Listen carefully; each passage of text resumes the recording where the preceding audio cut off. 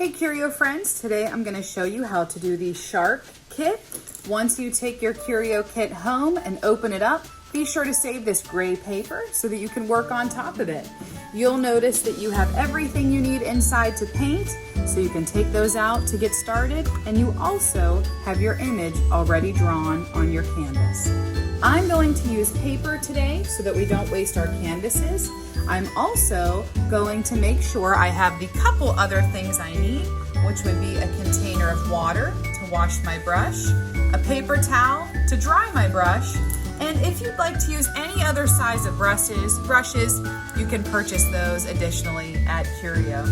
So whenever I get all my paints, they're in these little containers, I'm going to go ahead and open them up so that they're on my palette. Your palette is what's used for mixing.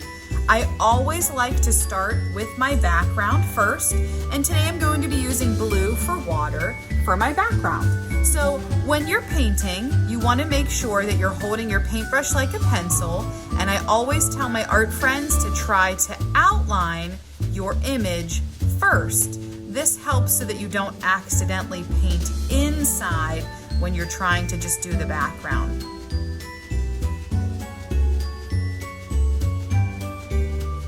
You will find that with this kind of brush, you can use it two different ways. You can use it so that it has a really wide, thick brush stroke, or you could turn it on its side so that it gets a very thin brush stroke. And those are good things to know depending on what kind of picture you're doing and what skill level you have, because you might use those in between. Since our fish is swimming in water, we have this beautiful blue color to use today. Once you trace all the way around your shark, we'll start to do more of the background. And these kits are made so that a variety of different levels of artists can use them. If you're working with a very young artist, you might choose to do this part for them so that they kind of have a barrier to know where to stop so that they don't accidentally paint inside their project. Also, with those young artists or artists of any age, I like to turn my image so that I'm constantly painting where it is close to me. So if you're struggling with a little artist who can't reach, or you just want to make sure that you're painting closer to your image, be sure to constantly move your paper so it's closest to you. To keep things simple, you could absolutely paint in the background blue. That would make it look like the ocean. Very simple, making sure you have your project blue and that it mimics the idea of water. If you want to make it a little more interesting or a little more painterly, you could start to add in some white, and that helps to give your painting depth. So one thing I can do while my paint is still wet, I could take some of my white and I could, without washing my brush, take some of this white and kind of make these X strokes over and over again. And I could mix in some of this white paint, and I can either choose to really mix it together to make light blue, or I could keep it a little choppy, and that would help to make it look like my water has depth to it, like just a little bit more interesting than having it just be all regular blue in color. Of course, this isn't something you have to do, it's just a suggestion for you. It's your picture, so you choose the things you'd like to do and add, and the things that you want to hold off on for another time. When you're painting the background, I always recommend painting the sides of your canvas so it's ready to hang up on a wall. I'm using paper today, so I'm going to actually leave a little edge around my paper so that it doesn't go all the way off the edge and make my table messy, even though I do have a messy mat underneath it. If at any point I'm going a little too fast for you, you can always feel free to pause it, rewind it, slow it down a little bit so that it goes at your speed. I like my paintings to have kind of a choppiness to it, especially with this shark swimming in the water. He's probably swimming really fast and the water's really moving around. So I am not going to worry about making my background very smooth and perfectly blue. I really like leaving kind of the chunkier white pieces in it. And the best way to try and do that and get that white in there is when your painting is still wet. So before this dries, without washing my brush, I'm adding in that white color and kind of making these X's over and over and over again so that it makes it look a little bit more interesting. Adding depth. Okay, now that I'm done with that part of it, I can wash my brush out and use this same brush again, or you could switch to a different style brush. I'm going to use a round brush for this part, and I'm going to begin the gray of my shark. I'm gonna hold that paintbrush like a pencil. I always like to start with the background of a painting so that I can move to more and more detail as I keep going. So whenever I'm painting my background, if I make any mistakes, I can kind of cover those up with the shark's body. One thing you might want to do, depending on how thick your paint is on the background, is that you can either wait for your paint to dry, or you could actually use a hair dryer to speed the drying process up, because sometimes your colors will tend to mix together when they're wet, and sometimes, like the background, we want that to happen, and other times we don't. So if you're a little concerned that you're going to get blue into your shark, you can absolutely take a hair dryer with permission, and you can dry it so that when you're working on your background, when you're working on your shark, you don't have to worry about your background mixing in together. And to get this pointed part, I'm gonna start down here with my pointy part of my paintbrush and go out. And I'm gonna do the same thing on the other side, starting in and working my way out. And my shark is all gray. So everywhere that is the shark's body, I'm going to paint that just a flat gray color. I could have mixed my own gray. If you take a look at my palette, I do have black and white, which would make gray also. If you don't like how dark your gray is, you could always add some white to it to make it a little bit lighter. That's why you have your palette, so that you can either paint straight from the containers, or you can put your paints on the palette so that you can do some different mixing. Again, if you have those younger artists, you can always offer to paint around these different features for your young artists so that they don't accidentally take over and you accidentally have a shark that's missing an eye. And even though I'm painting over the nose, I can still see it a little bit, as long as it's not too thick, and we'll be painting back over that with black so that we can really see it well. And I'm actually using my paintbrush and trying to paint the same way that the lines are with my shark. Like my smile goes like this, so I'm trying to paint like that. My shark's body goes up and down, so I'm trying to paint like that. The more that you can kind of paint the same direction as your image, the more realistic it will look. I'm gonna switch my paintbrush again. This time I'm going to use my little bit of a smaller paintbrush, and I am actually going to paint white next. Even though your canvas is already white, you might be thinking like, well, that is super silly. Why would I paint that white when it's already white? Your canvas and your paint have two different looks to them. Your paint will dry with a little bit more of a shine to it, and your canvas is kind of a flat color, kind of a flat white. So for our project to look like it's done, we want to make sure that we have every single part of it that's white, painted white. So I'm going to do the teeth nice and white. Just like you have the whites of your eyes. I'm going to paint my eyes nice and white.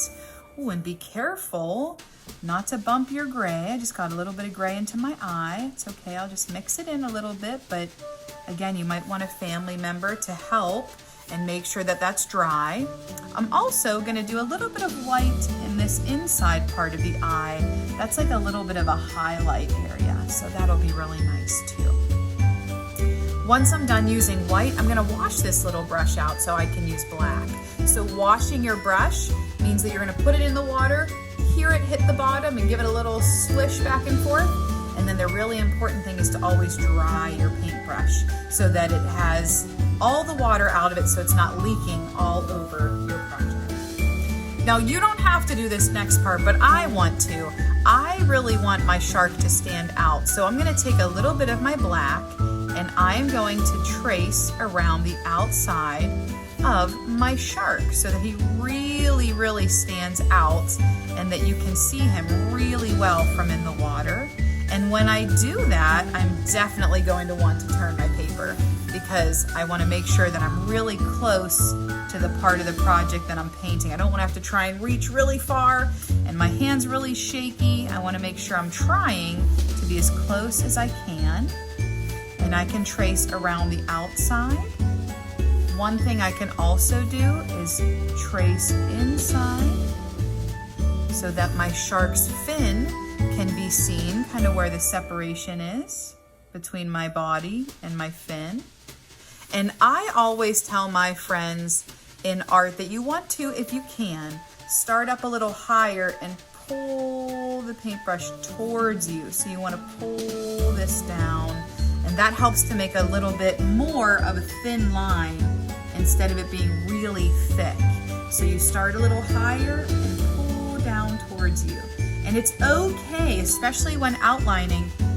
It's actually not perfect. Like mine is not perfect, but if I keep trying to go back over top of it and I keep trying to make it thinner, or fix a little part, or now I'm just gonna touch up this spot, it normally accidentally makes your paintings much more thick where the black lines are. And that can be almost a feeling of like you're ruining it instead of like you're outlining it. So up towards the top, keeping that idea of starting high and pulling down. This time I'm gonna start up high. It might look low to you, but since it's upside down, we start high and pull. And I wanna make a little separation here, like that, so that it looks like the top fin. And I'm actually going to start to do a few more things inside my shark also. So I'm going to do the eyelids. This is going to help to make him look a little angry. Not too angry, just the right amount of angry. I'm going to trace around the bottom here. And I'm also going to do this inside part, giving him a little detail. The tricky thing about eyes is trying to get them the same. It's okay if they're not perfect.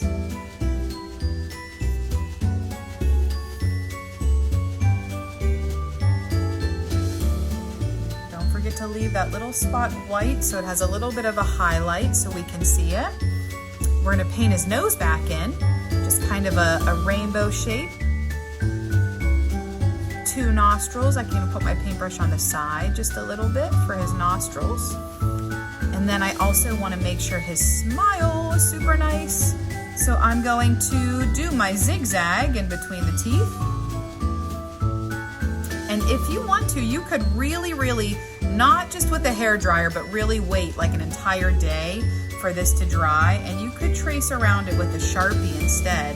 But sometimes Sharpies get really grumpy when you try to trace over top of them with paint, but that's an option too.